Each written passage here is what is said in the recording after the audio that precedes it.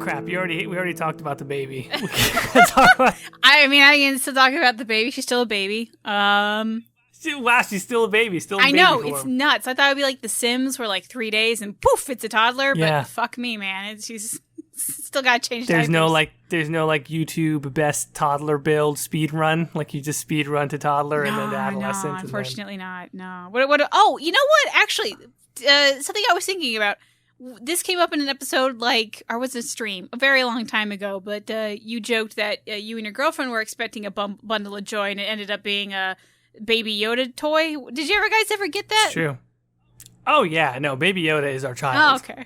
That is Baby Yoda is he's our adopted son. How's he doing? Has he said his first words yet, or Sometimes we like to sort of because there's this great moment in Mandalorian where one of the characters is going, do the magic hand thing, baby, do the magic, because little Baby Yoda uses the Force a couple of times, and Yoda sort of little Baby Yoda picks his hand up and goes, yeah, I guess the way to mock the guy, like this, you want me to move my hand around, and every now and then we sort of like to sort of do that in pantomime, like if we're watching a Netflix show and we're like, is the show good, Baby Yoda? And we're like, yeah. As close as it gets. That's a valuable thing, though. That's a valuable thing. It's a good prop for jokes. Yeah, yes. Unfortunately, we've also been using our baby as a prop for jokes. So, yours is more acceptable than mine, probably. I'll push the baby behind a corner and be like, Daddy, I pooped my pants, or something like that. I tweeted you the one sort of viral video from a few years ago where the guy moves the baby's shit and makes it look like they're talking. It's great. Yeah, that's basically reality. Okay, so I thought you wanted to talk about Wasteland for the opener, and we just ended up talking about baby again. Yeah, just baby anecdotes are probably going to be more popular, but if anybody wants to know, Wasteland 3 is very good, excellent CRPG with the tactics combat system.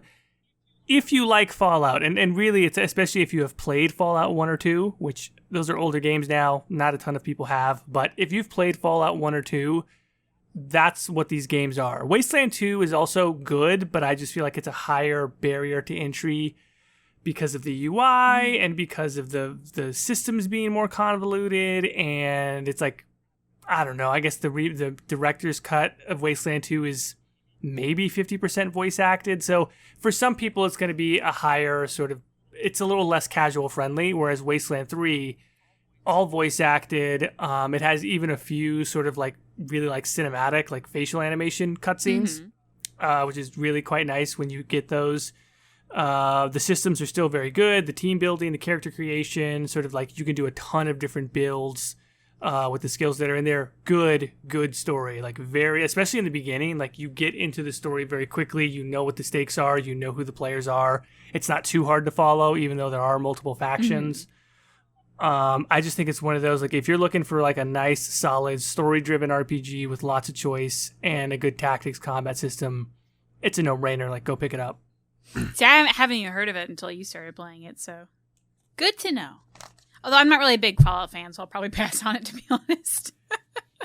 Post-apocalyptic to me always gets depressing after a while. I'm just I don't want to be in sad land where everything got blown up and everyone is sad and the richest person has tattered clothes still and they've got clean water, so they're wealthy. It gets kind of depressing, but the setting is kind of interesting. It's in Colorado versus the last one, which was in Arizona, and the whole setup is that there's this character named the Patriarch, who is sort of the de facto governor or leader of Colorado. He's sort of semi-reformed the state, kind of has a loose militia peacekeeping force, and there's some semblance of government in a city and things like that, and so you're sort of being thrown into that situation as people are attempting to sort of coup. His children are basically rebelling against him and trying to take over. Okay. Well, I hope that doesn't happen to me with my children. Anyway, So today we're doing, I guess not really quite the finale, but the second to last episode, because the last episode we want to have listeners come together and we all have a powwow. I don't know, hoedown. I don't know, but hoedown. Yeah, we all just interpretive dance our feelings. No, okay. So we're talking about Mass Effect 3 today and the squad members.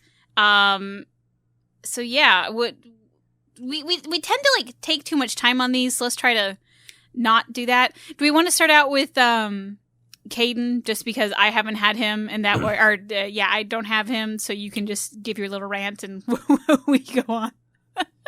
Thankfully, we don't have 14 characters this time like we did for Mass Effect 2. It's way less than that. It's almost half. So yeah, I'm just gonna, I guess, go down the order of the list that we have here. It does have Kaidan at the top, so yeah, let's start with Kaidan. So you retired, let's say, Kaidan very early. That is such a kind way to put murder. Wow. If he was a robot, that's what we would say. Okay. You know, there are plenty of playthroughs where I've retired Legion. I mean, that's... Okay, so by the time Mass Effect 3 comes, or Mass Effect 2 for that matter, Kaidan not a factor for you. No. Kaidan to me in Mass Effect 3 is... I do feel like there is some justification to the argument that Kaidan can be a little bit boring. And I don't think that they dramatically change his personality in any way, shape, or form. I do think that they're just giving more space for, like, emotional Kaidan, whether you're in a romance with him or not. He has always been introspective, and by canon, he's maybe a few or several years older than Ashley is. So they're not exactly like a stand-in for one another. And I think that especially like his rank being a little bit higher, and he's a Spectre, I think, faster than she is in the storyline. I just think that sort of gives him a little bit more space to kind of look back on what he's done. There's a couple of conversations, like one in the Presidium, where even if you're not romancing him, it's a very sort of like, this is all the shit we've been through, and like this is kind of me looking back and like kind of wishing for home, and too bad Earth is blown to shit and all that. I guess that's really the main thing that I remember when I think about Kaidan in Mass Effect 3. He's very much the same character that he was in 1, just a little bit more jaded, a little bit more capable of sort of saying like, hey man, like I was on the team that stopped Saren also, like I'm kind of a legend in my own right at this point. And that's true for Ashley and Kaidan and Garrus and all of them, but yeah, I mean, that's basically what I would say about Kaidan. Rating-wise, I don't really think I'm going to go any different than what I rated him before, because I don't think there's anything major that changes. Okay. What'd you give him before for... What is this, the character overall, or...? Character overall, I gave him a 5. Okay. So, yeah, that's what I would give him. And I honestly, I don't know if that really changes for romance either. Gave him a 3 before. That's what I'll give him again. Well, let me see here.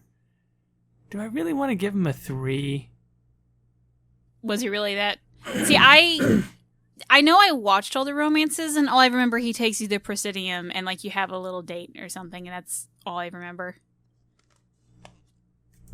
That's a good scene. There's also like just more, I don't know, content in that sense. Like the scenes aren't really markedly different one way or another, because for some of them, either Kaidan or Ashley is fucking unconscious, but there is more of those scenes that are sort of, they have weight if it's a love interest. Nah, I don't know. I mean, I just wanted to like, there is kind of more there, but there's nothing that really moved me any more than it did in 1. I'll stick with a 3. Okay. Playability, as far as gameplay is concerned, Kaidan's really not very good in Mass Effect 1. We talked about this in the Mass Effect 1 episode, so I won't rehash it all, but he is better in 3. He's just not quite as squishy. I do think he still kind of falls prey to the, he's a Sentinel, so he's tech and biotics. It's probably more a thing about that class in general of like, if I want tech, I'll just take tech. I'll just bring Tali. If I want biotics, I'll just bring Liara, kind of a thing. Yeah. But they helped the all-aroundness of him. Like he doesn't go down as quick. I gave him a 2, which is really rough for 1. So you're gonna give him a 3 this time?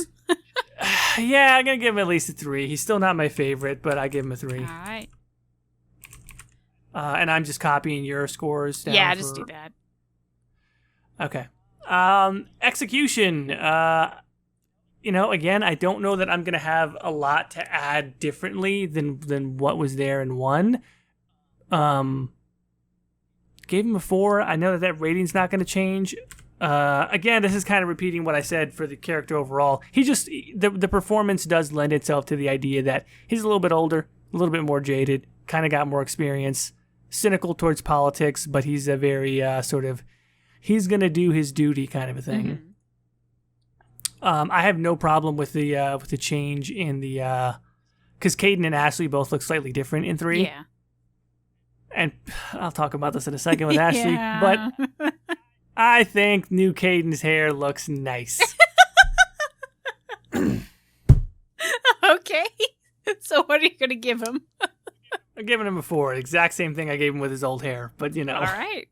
You just want to compliment the nice new... I almost want to call it a bouffant, but... Yeah. a pompadour. He's allowed to have a little extra style. He's a Spectre now. He's allowed to he's allowed to have some style. You got to bump it under that thing. You guys remember Bumpits? Do you remember Bumpits? No, okay. Sure, yeah, the hair thing, women who wanted to sort of put the hair up. Didn't they call it something else as well? They might have. It's just when I worked at Bed Bath & Beyond back when I was in high school, we sold them and they were called Bumpits. So. Yeah, that was like a specific product, yeah, right? It wasn't that like an infomercial product? Yeah, I think it was like, Kleenex, where it's like, Post-it. Yeah, it's the brand name, but also people just call it that. Yeah. Anyway, what did we get all of them? Is that all 4? Ashley. So you had Ashley, so you can talk about Ashley, right? Mm-hmm. I did have Ashley. I can finally contribute to this conversation. Okay. What's the first category? Character, right? Character. Yes. So overall, Ashley, what do you think? So I like Ashley overall, but I liked her better in 1. Something just felt weird in 3 that I don't think at the time I could place my finger on, and now I can't quite either. But she just didn't feel like herself, and maybe honestly it was just the hair, and I just wasn't. It just wasn't expecting it. Like I guess for now we'll just talk about this, but it's not that I don't think that, a strong, independent female can't leave her hair down and show, cleavage. It's just that I don't think Ashley would, At least that's the feeling I got. So when she had, came back with this, it looks like she just had a movie montage and got an updo or something. I just...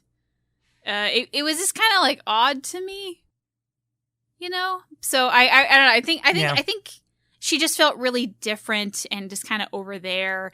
And what did I give her for 1? Because I'm gonna want to give that 1 lower probably. And 1, you gave Ashley a 5. I'll give her a 4 then. Okay, she's going 4 on Ashley. Yeah. What about you? God damn, that hair is really that really it's amazing to me that whatever it is, 8 years later that's part of what we're talking about. Because it's not a bad hair model. I just don't think it's Ashley.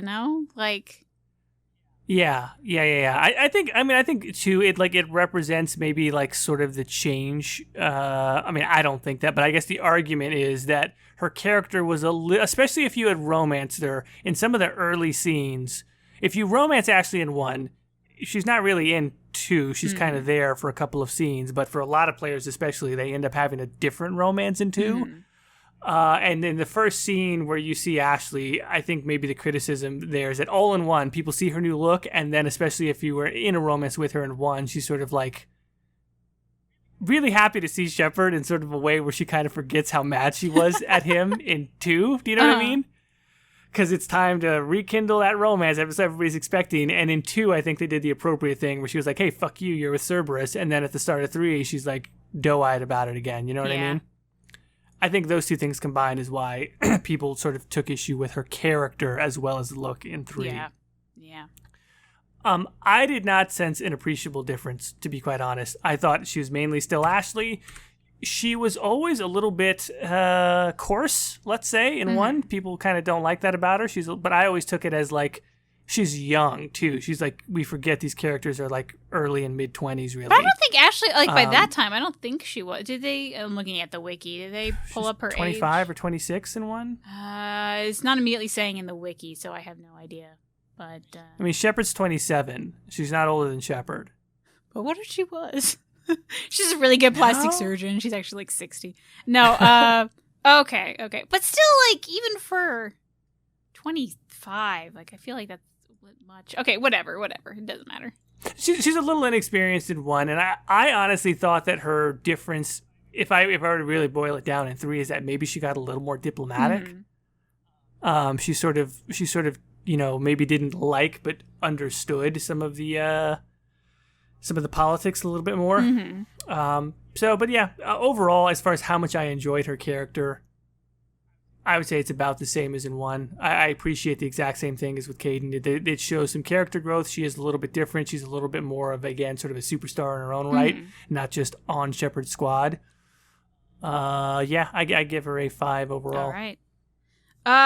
The romance. No, I didn't romance her, so I feel like I can't. And I know I watched all these romances, but like, I just feel like Kaidan's and Ashley's were so forgettable that I can't like. And a little bit, yeah. You're not wrong about that to some extent. Yeah. So whatever your score is, I'll just copy it. Are you gonna like give her the same as Kaidan or?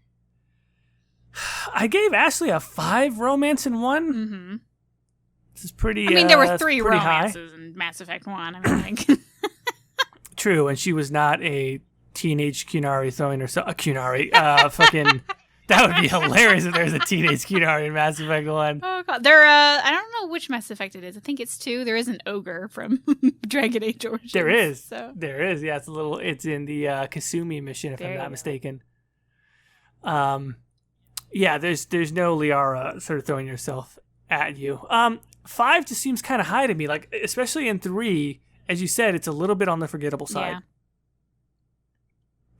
I guess I'm going to go with a 4. I do feel like in a lot of ways, even though some people say Liara is more like the canon romance that they try and throw at you, Ashley was the character that I romanced on my first full playthrough. I think that there's also, for all of the characters, like probably some of the best romance content is in the Citadel DLC. But even then, it's like it's not anything that they haven't sort of like.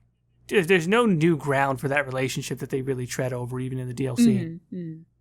Yeah, I'm giving her a 4. All right, I guess I'll just copy that because I didn't romance her. Playability. No, I didn't take her anywhere because I just took Garrus and Tally. I mean, I don't blame you. So.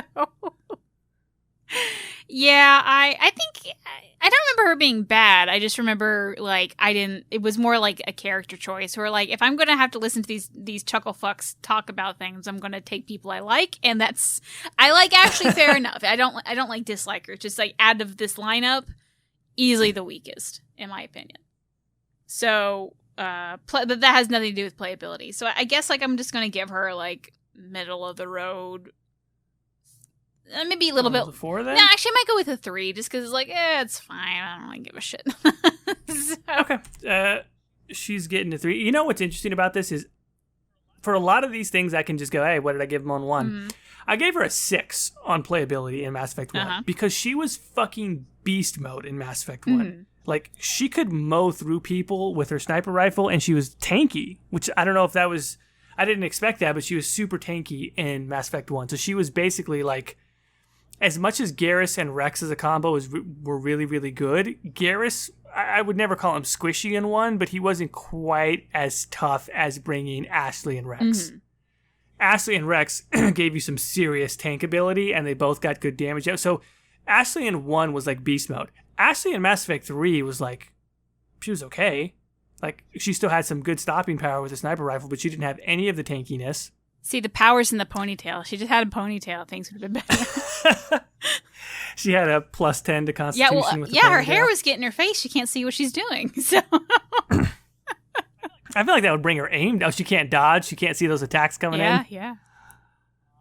So yeah, I liked her significantly less from a gameplay standpoint in 3 as compared to 1. Yeah. So I'm going to give her. I'm just going to give her a 4. I thought she was just really middle of the road in 3. All right. God, you know what's going to... She's going to come in so much lower than she did in 1 overall. I think that's how it should be, though.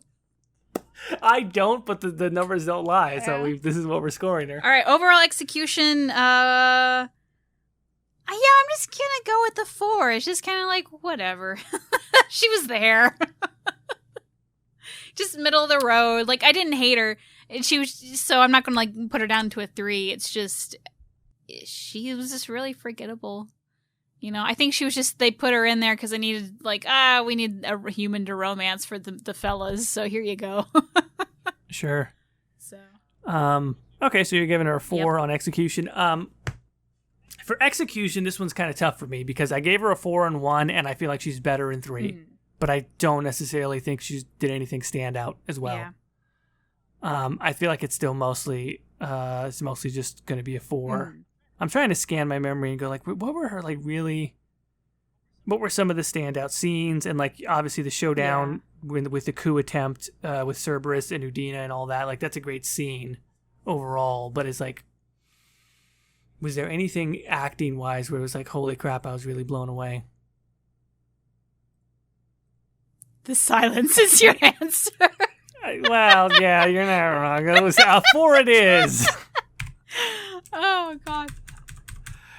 Okay, so Kaidan and Ashley, predictably kind of what we expected. We also probably need to get more snappy with these. We're waffling on a lot. We keep doing this. Is it really? God, time just fucking flies by. It's been 20 minutes. Know. Okay. I will say Kaidan slightly higher than what he did in 1. Ashley slightly lower. Both kind of forgettable. Well, I say both. I didn't play Kaidan, so I can't really talk about that. Anyway, who's next?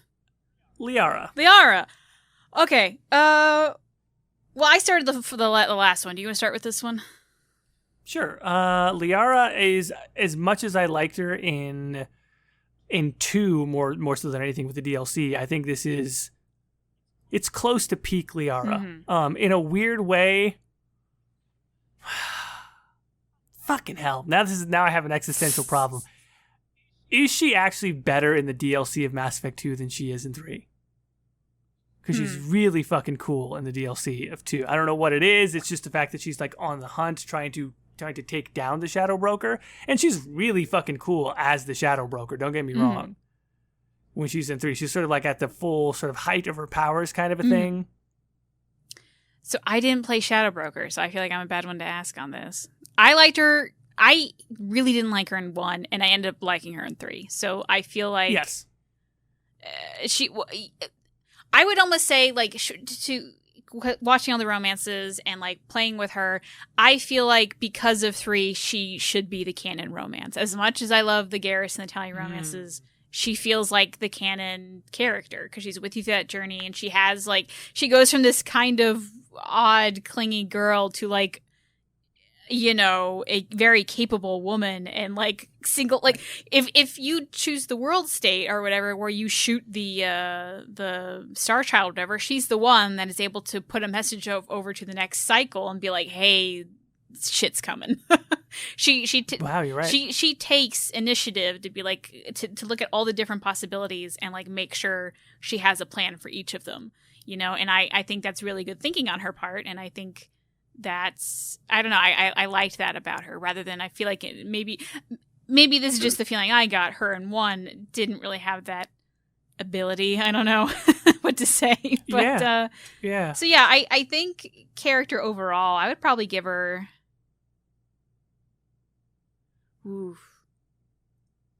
It's 5 with a very close 6, but I feel like it's. No, actually, sorry. We're going through 7. It's 1 through 7, not 1 through 6. I'll give her a 6 with a very close 7. There you go.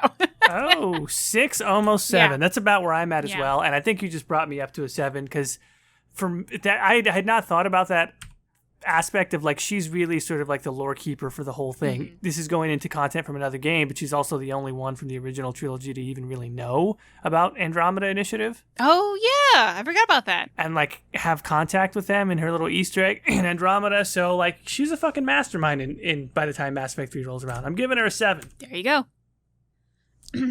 Romance. I mean, you just said, right? I mean, she is kind of the canon romance. I'm gonna give her the 7 on the romance because I think she's probably the best romance in the game. I like her little like scene, like romantic scene at the very end where it's just like that mind meld or whatever. That's like, and I know what happens with a friendship, but it's just not the same. You know, it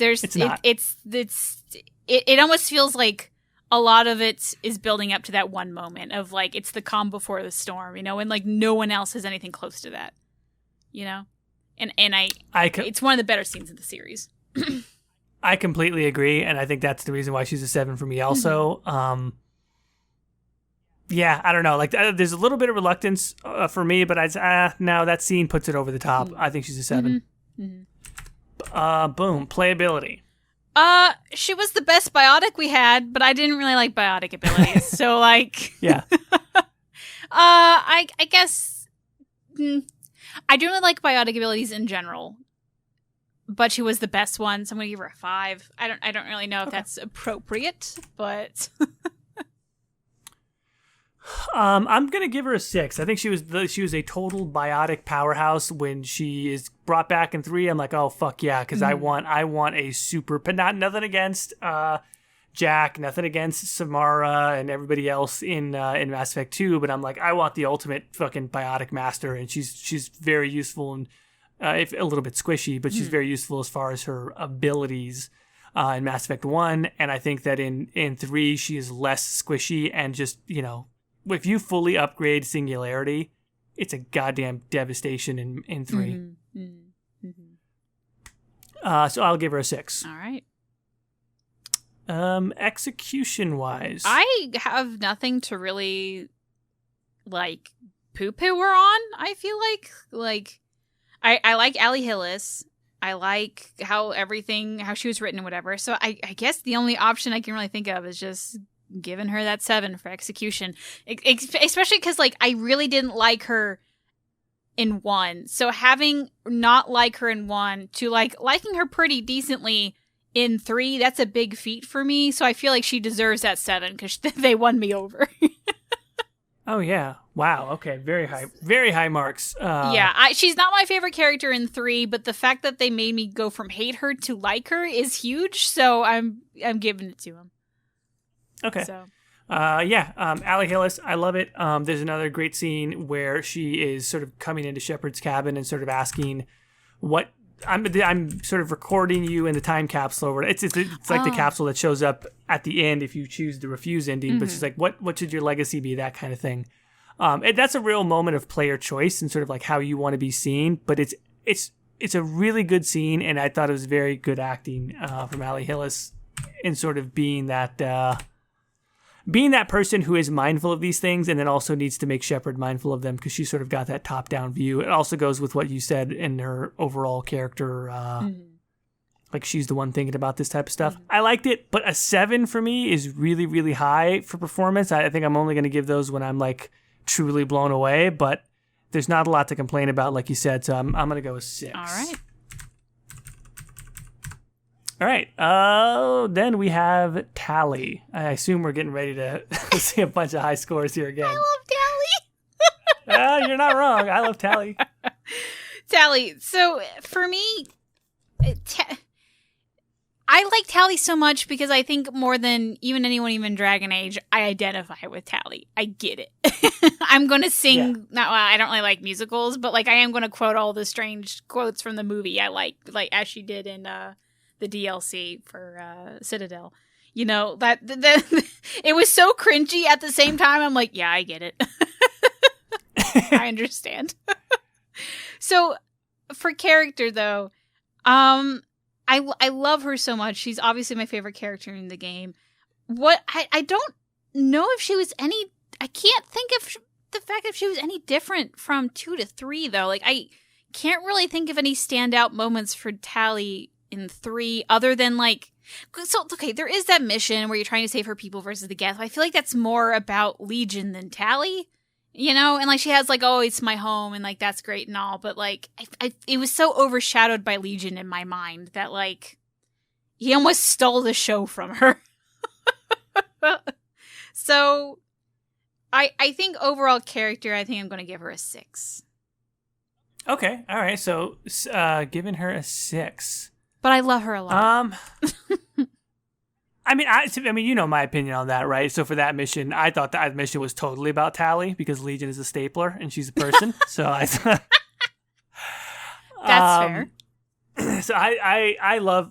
Here's what I would say as far as the difference between 2. In 2, you definitely see her, you know, the fallout from the death of her father and sort of like dealing with the sort of the politics and the leadership with her people. But in 3, you're seeing her like as an admiral. You're seeing her as more of that established leader. And so that's where I would say the difference is. I still love it. It's still overall very, very high for me. And I would just say, yeah, I think I gave her a 7 on 2. I think I'm going to have to give her a 7 here as well. All right.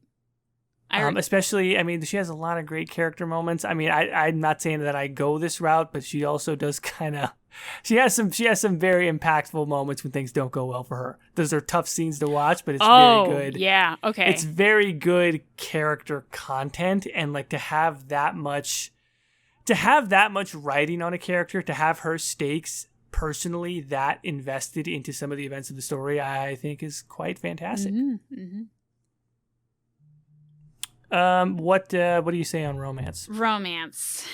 I thought it was really cute. But here's the thing. I liked it, but okay, so it was cute, but the picture. We still go back to that stupid picture. They didn't even need to show a picture. They could have just not done anything, and it would have been better than that stupid photoshopped photo. That's like... Right. Not good. Okay, the Photoshop's fine. It's just such a boring image.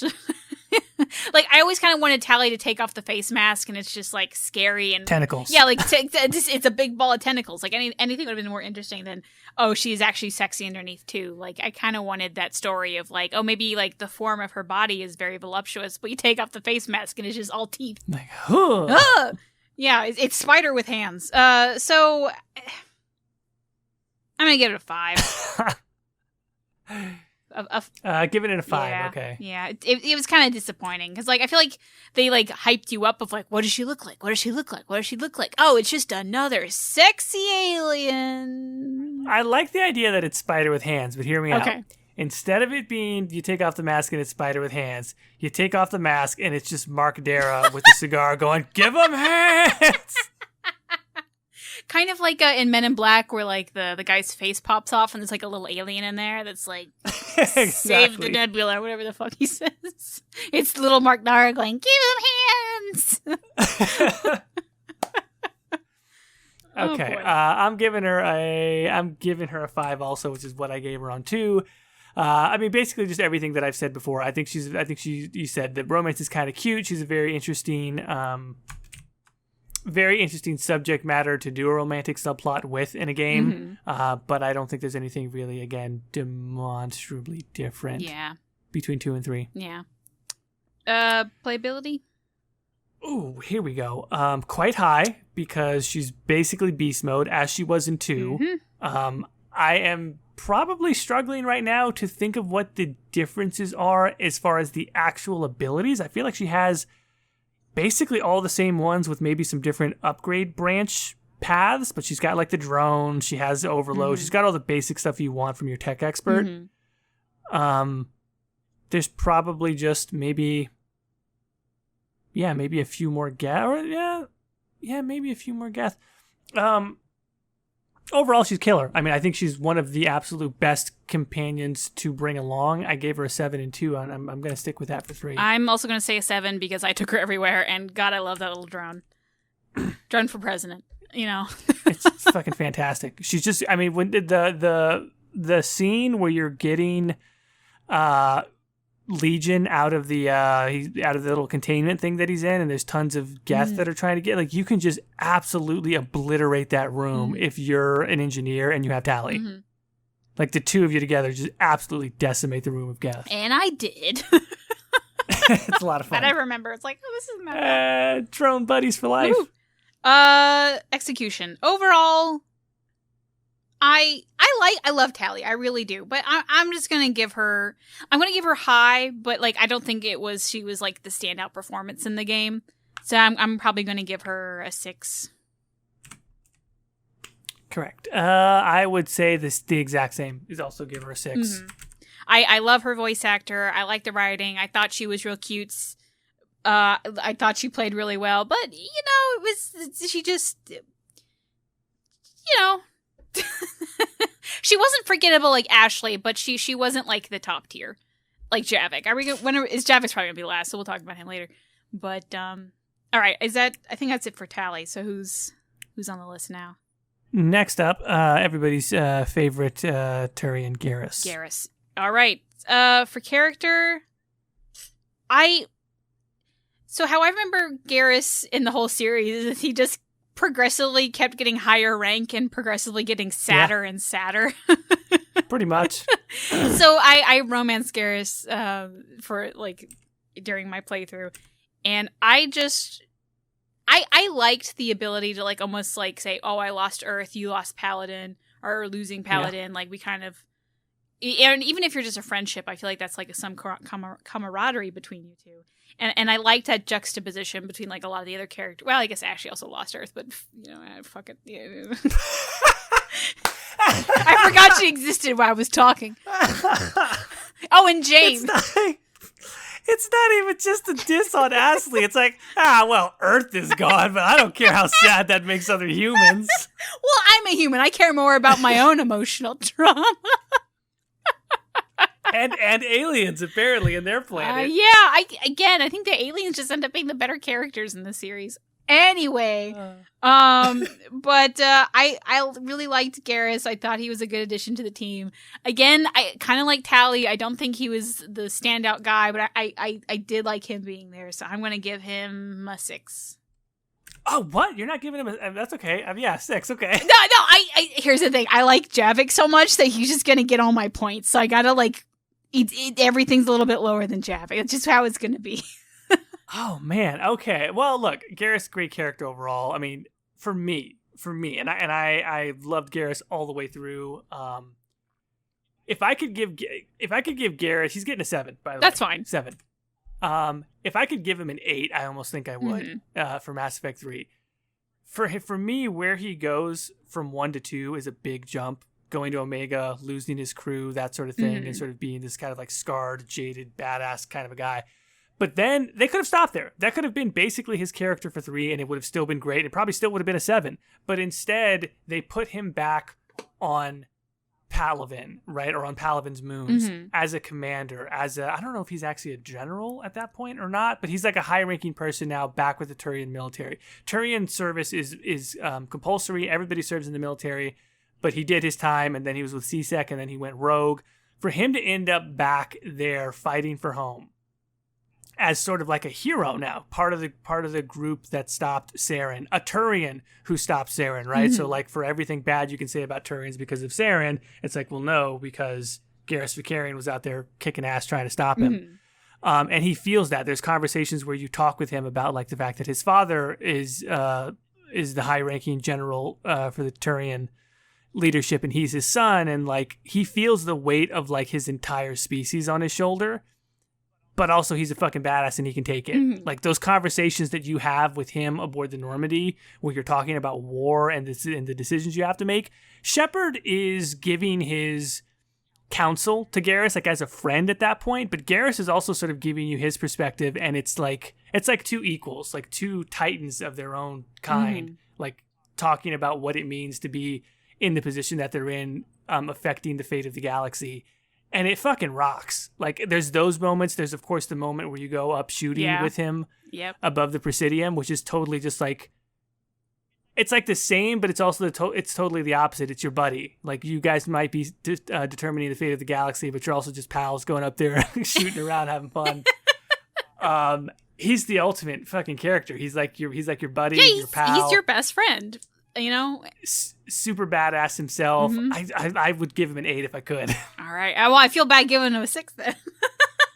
But I said what I said. But okay, so you're giving him a very high 7. For the romance for Garrus, I think I'm going to stick. I'm assuming I gave him a 7 for 2. I'm going to stick with the 7 for this game.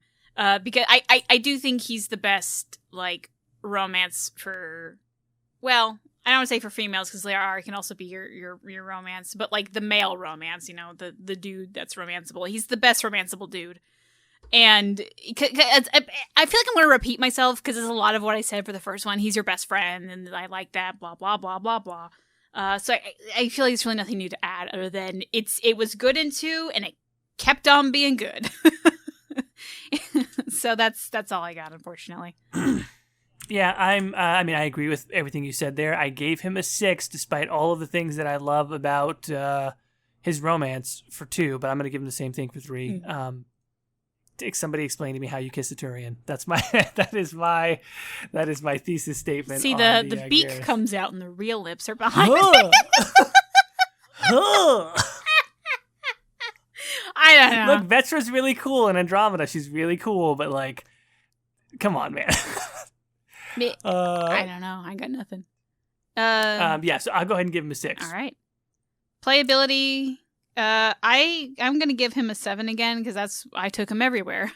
So yeah, I took him everywhere. He was great. I liked both him and Tally much better than any of the other party members on my team. So yeah, that's what I'm gonna give him. I gave him a 6 and 2. I think I might have even mentioned this when we did the ME2 episode. Mm-hmm. There is a video called Garrus Ascends to Godhood. Have you seen it? No, I haven't. If you spec out Garrus, there's no mods, there's no cheats. I don't know if Bioware just never tested this specific build, but there is a way to spec out Garrus if you pick the right upgrades on his upgrade tree and you pick the right weapon mods and the right weapons on insane difficulty level. It's just comic. You should go look up the video, Garrus Ascends to Godhood. I will do that. And he just obliterates anything, like brutes, like 2 seconds. And I think you arm him with a Revenant gun. And it has a really loud, like, wind-up sound. So it's just like, dead, dead. And he's just mowing through everything. It's the funniest thing ever. And that video will explain exactly what you need to do to spec him out that way. That's not modded or anything, so that's vanilla. So just based on that, I give him a 7. I'll have to do that next time then. All right, and then execution. I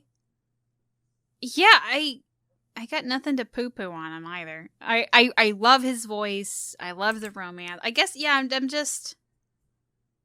I'm trying to like go to my Javik meter of like how high do I want to rate it. Now I'll give him a 7. I'll give him a 7 on it. Because I especially like,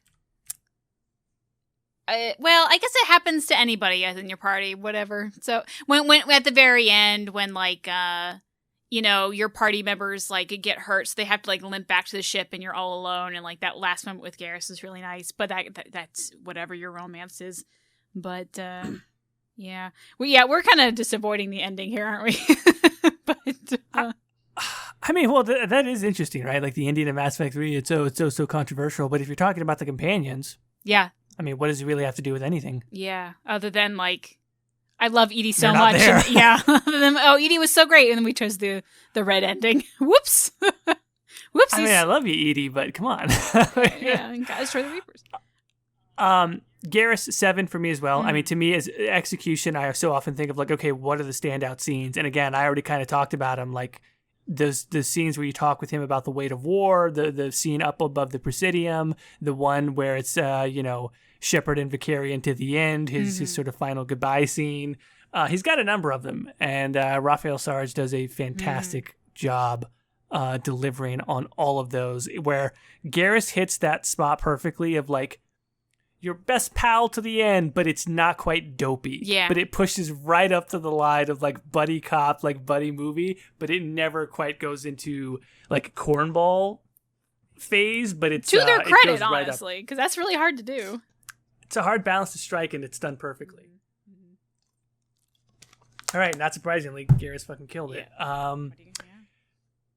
Next up, Freddie Prinze Jr., also known as Vega. Yeah, Freddie Prinze Jr.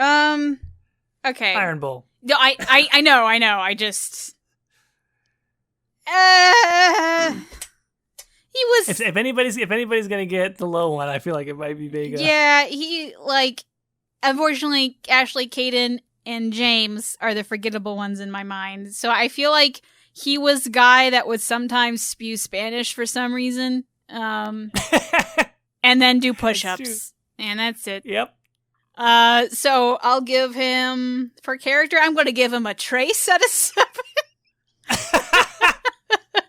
Well played. Okay. He was just there. He was so forgettable for me. Like, fuck it. Vega grew on me over the years. Mm-hmm. I'm not going to rank him real high. I don't think he's the best character. I think if you look at everybody in the original trilogy, Mm-hmm. could make the argument that he's the lowest ranked one. Yeah. Like, I think that there's an argument that he is the lowest ranked person in the entire original trilogy. Probably like maybe even middle of the pack for the Andromeda crew. Like, honestly, like, I think that he's not great. However, at least conceptually, the idea of a guy who is he's trying to become an N7, like he's younger. I believe he's an N6 technically. Mm-hmm. And he's special forces and he's talented. Like in any other crew of people, he would be considered like a top dog kind of a guy. And that's why he kind of carries himself with that sort of attitude. But he's never been on a crew like this before. He's never been on a crew of like the people who frickin' stop Saren and, are trying to stop the Reapers. And so he's got something to learn from Shepard, and he does. Mm-hmm. And like the scenes where you talk about like, yeah, I'm going to go ahead and put your name forward and sponsor you to be an N7 and all that. And like, if you choose to have an antagonistic relationship with him, it's understandable. Mm-hmm. But the route where you do take the mentor role for him, it's still not great, but it is something. It's something, and I think that a couple of scenes are actually pretty good. So I'm going to give him at least a 4. I'm sorry. I was looking at the wiki because I wanted to try to figure out for you if it was an N6, and completely got sidetracked because there was an anime movie with him, and this dude's fucking neck. I know we've talked about this before. We talked about this before. Yeah. What'd you call it? An 8-lane highway with eyes? Highway with eyes? Yeah, that's exactly My what it God, is. the neck is thicker than the head. It is nuts looking. This looks like a terrible anime. Oh boy. Okay. Anyway, sorry. Was he romanceable? I don't even know. Okay, so Vega Romance. He's not really romanceable. We did have to pause to look it up, so Yeah. this will be an edit because I knew that I had never deliberately chosen to go down that route with any of the female shepherds that I had, and it looks like you can romance him in Citadel DLC. Again, of the dozen times I've played Mass Effect, I never even had the slightest inkling of going down this path, which is why I had to look it up. But yeah, apparently you can basically sort of have the equivalent of like a hookup in the Citadel DLC. Mm-hmm, mm-hmm. We rated Samara's quote-unquote romance in 2, so we felt that if that was the threshold, then we at least have to give this a rating. But it's very short and mostly consists of just sort of like Vega flirting with Shepard. Yeah. So, I'm going to give it a 2. I appreciate that they tried and there was some romantic things and maybe they just put it in Citadel just because people wanted it. And I appreciate that. So it doesn't sound like garbage, like a hot piece of garbage, like some of the other romances we talked about. Sebastian, cough, cough. But, so yeah, it's a 2. Whatever. What are you gonna say?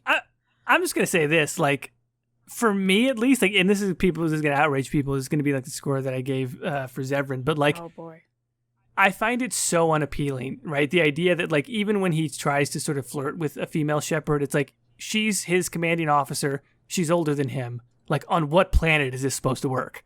Right? Like, there's no way. And just for that reason alone, because I even find the idea of Vega as romanceable so bad, I'm giving it a 1. Can't you say that about Shepard and, like, Tally, too?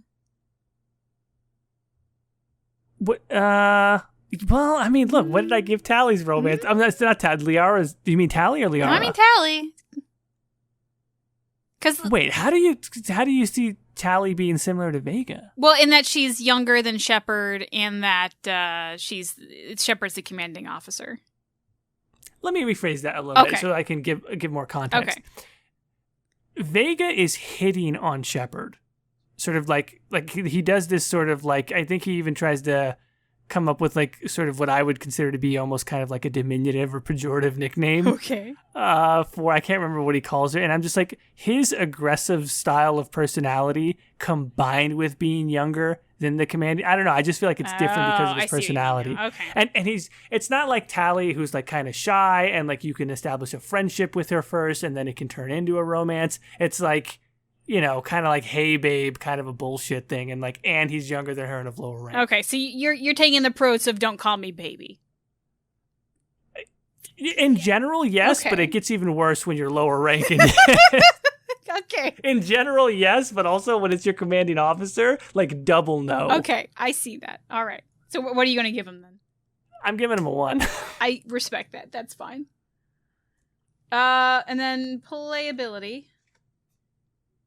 I don't remember him at all. So what are you going to give him? And I'm just going to copy that. Playability is not bad.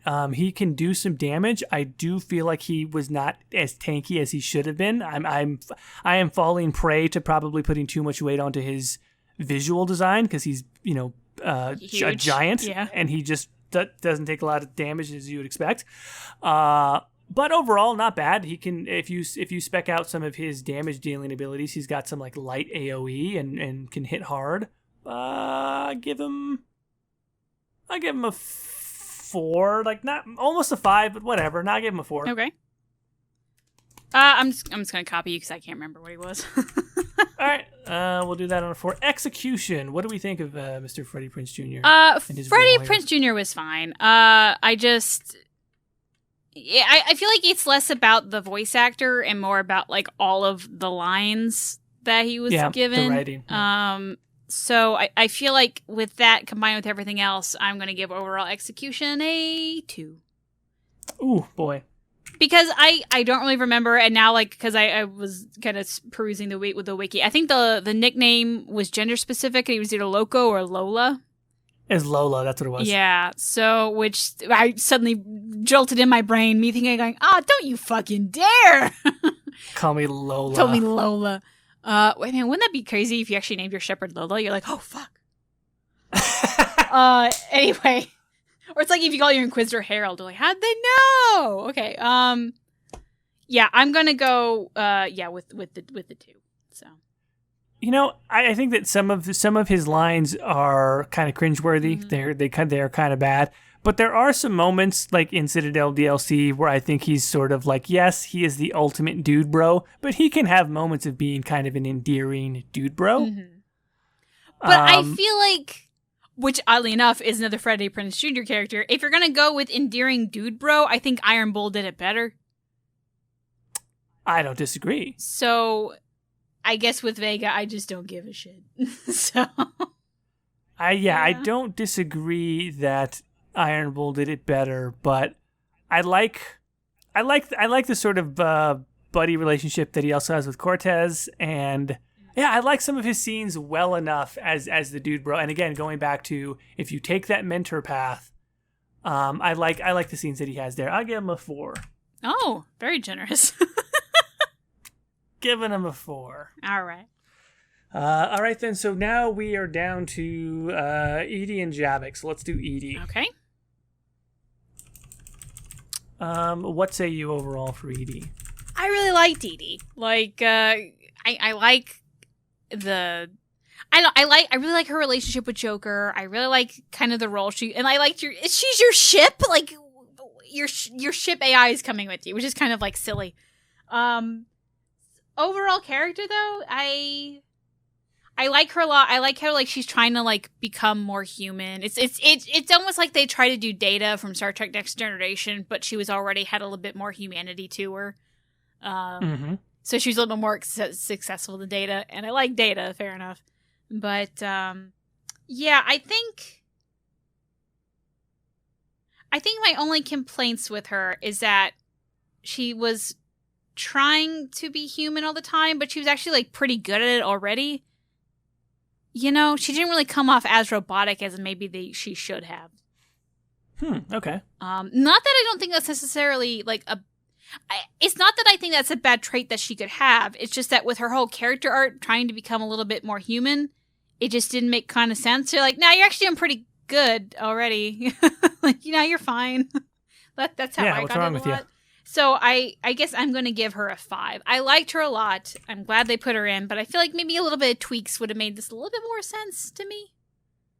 Okay, no, that makes sense. For me personally, I think Edie is a fucking remarkably good character. Mm-hmm. And I am thinking of it, in this section in particular, kind of like conceptually. I'll talk about execution and everything else because I think that's there for sure. Mm-hmm. But conceptually, she's like you said, she's your fucking ship AI, and she got put into a fucking body, and now she's gonna walk around with you, right? Mm-hmm. Like, I kind of miss the days of like, even as huge of a Mass Effect fan as I was, maybe I was avoiding it on purpose. Maybe it literally just snuck up on me and I didn't know.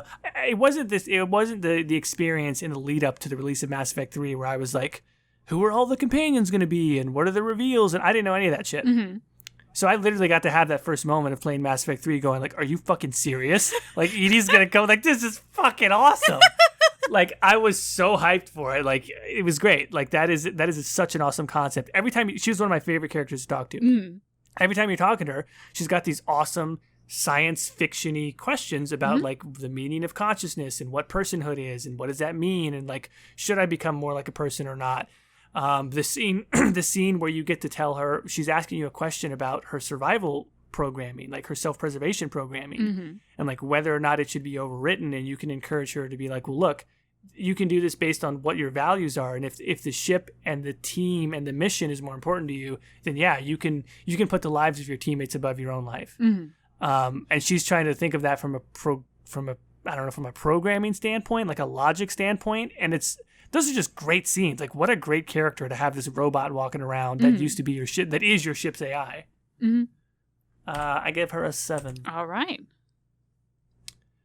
You cannot steal Joker's girlfriend. Which it would have been funny to romance her ship because the jokes would have been great. At the same time, Joker and Edie is such an iconic pairing that I feel like Yes. I wouldn't do that no matter what, you know? Yeah. Okay. Playability. Now, for playability, this is where it's not quite as great. As much as I like her tech and like hacking abilities, she's squishy as all fuck. That's what I remember like, she just too, yeah. went down like a wet rag every time. And from a pure tech standpoint, like, why wouldn't you just bring Tally as always? So I'm gonna give her a 2 on this. Ooh, I was gonna give her 3, but yeah, all right. You can do a 3. You can give her a 3. I'll stick with my 3 because like she was squishy, but like I don't know. I still would rather take her than some other people. So 3 it is. I ended up bringing Edie so rarely, and the thing that really pissed me off about that as well is that the body that you put her in is like fucking rampaging when you first. Yeah, I wish they did more about like the body because like it used to be. It looked like a human more, so I wish she kind of like maybe like played with that a little bit, but whatever, it doesn't matter. There's a great mod, by the way. Oh, wow. If you want to give her like skin and make her look like not like a android, like just make her look like a person, and just the eyes are left like looking robot-y. Very good mod. But yeah, I thought they could have done way more with it. Missed opportunity for like, melee special abilities where she like runs up on somebody and like robot slaps them. That would have been great. A robot bitch slap. I mean, why not? Right, exactly. Yeah. She almost kills one of your squad by like picking their face up and slamming them into a ship. Like, how come she can't do that to the Reapers? That's fair. Yeah. Execution. The lovely and talented Tricia Helfer. What do we think of the writing, the acting, the design, the whole thing? I got no complaints for the voice actor and the writing, honestly. My only very minor complaint is, if I remember correctly, doesn't she have like modeled on high heels? Yep. If you're building a robot to try to imitate a human, why would you automatically always give it high heels? That way she always has to pretend she has high heels on. That just seems like a bad idea. It's because it's space sexy. Yeah, so she's gonna... That bothers me enough, because it really is just space sexy that I'm only going to give her a 6. But okay, the one demerit for being space sexy. Yeah, well, because it's just so... It's... I don't mind if she was just wearing regular-ass high heels. Like, fine, she just likes him, I don't care. It's the fact that someone on the design team just put her in them without even thinking of, like, what does that make sense to put on an android? No. But I like her calves in them. Like, that's just how it is. So it just bothers me. That was the aesthetic. That is totally fair. That falls under execution. That's part of the design. Edie has, again, like she's got, I already kind of talked through some of them. Like she's got some really good scenes. I think kind of going, this goes all the way back to 2, but she's not a companion in 2. The job that Trisha Helfer does playing a artificial intelligence. I mean, at this point, it's like, that's kind of what she's known for, but like nails it, right? Like it's a pitch perfect artificial sounding voice with human intonations, and in particular in 3, like the journey of a character who is sort of progressing more and more towards autonomous personhood. Those are deep, heady concepts, and you want the performance to not be too on the nose with something like that. You want it to just be sort of subtle and supporting the writing. She does that pitch perfect, and I think it's really, really hard. And I'm going to give it a 7. All right. That's fair. All right, so we're over an hour and we got one left. It's your boy. I know you've been waiting for this moment. I really like Javik. I really Let us know what you think about Javik. Okay, so Javik is probably the best character in the 3rd game. Just because it's I don't even know how to describe it. Like, you've been building up this whole time, like, these Protheans and all these things happen, and they were like this, that, and whatever, and they were amazing or whatever. Yeah. And then you actually meet one, he's like, actually, we were kind of corrupt, and things were kind of shitty, things were kind of falling apart at the end. Also, all of you, I have eaten one of your ancestors for sure. Every single one of you. Primitives. Why am I here? Like, he's... Primitives. Yeah, it's almost like he's... It's like he somehow survived to the modern era, and he's going to kick ass because he hates these Reaper things, but he is such a diva about it that it was really funny to me. Like, I forgot what the setup was exactly, but he's like telling a Solarian that he like ate, like, their livers are great with fava beans. I don't even fucking know what the line is. Right. Yeah. Like, delicious livers or something. And it's just like he's so haughty against everyone, and then like almost all of his lines when he's talking to Shepard are great because he's the exact right person to tell you how dire things are, because his entire civilization is gone. Literally everything he knows is gone, with very minor details, and he can let you know exactly what your stakes are, and he does. Like, he doesn't sugarcoat anything. He's like, yeah, we got fucked, and yeah, you probably will too, but I'm at least here with it. So, and like what that how his reaction to how things were politics. I forgot the exact line, but the ending bit is the ashes will be your, like, the silence in the ashes will be your answer, or something like that. Is so right, so great. So overall character, I'm going to get a 7. So. You're 100% right. I'm also giving him a 7. There's no question here. Javik is one of the best characters that fucking Bioware has ever come up with. Like, especially, again, talking about it conceptually. You've got this whole trilogy. You set up the idea of the precursor race. Like, you talk about all of the different things that the Protheans were and sort of what they represented and how they had this amazing technology. And that's another one where I did know about that one just because it was DLC. Mm-hmm. So there's no way to, like, hide the ball there. Oh, and also, small note. We sort of treated DLC characters kind of separately in Mass Effect 2. We didn't do that with Javik because, fuck it, Javik is clearly, like, he's a full companion. Yeah, it's one of those things, like, he totally should have been in the main game, and it is kind of shitty they made him a DLC character. At the same time, he fits in so wonderfully that I can't imagine the game without him.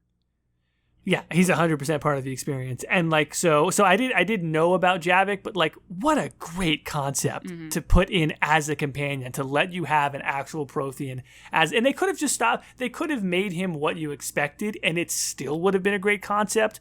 But like you said, he completely subverts, in particular, Liara's expectations. Mm-hmm. Like, she studied the Protheans her whole life, and she's like, oh, you're this great sort of, like, mystical, wonderful race of people. And he's just like, the Solarians used to eat flies. He's like an old man who wants everyone to get off his lawn. And it's a great con. And like you said, he is the perfect person to tell Shepard what not to do, right? Like, we failed. Don't repeat our mistakes. Mm-hmm. Mm-hmm. He's a 7. Yeah. Now, technically you can romance Javik just as much as Vega, so I feel like we need to do it. Wait, really? Yeah, I remember you could sleep with him in Citadel, and then he, like, gives, like, some sarcastic answer, like, you primitives aren't bad, or something like that. I mean, okay, what are you going to rate that? Just because it's funny, I'm going to give it 1 up of Vega, so a 3, just because I laughed. But, like, it's not, like, a real romance, you know? Like, it's just kind of like, haha. Uh-huh. It's the Morinth, you know, of this game. What is that like for him, though? It's just such a weird thing. I mean, like, why? He's talking about how everybody used to be primitive, and now he's hooking up with the primitives. Why not? I'll give it 1 up from Vega. Also, I'll give it a 2. Yeah. So I'll give it a 2. Playability, man. To me, this swung kind of from one end to the other over various playthroughs.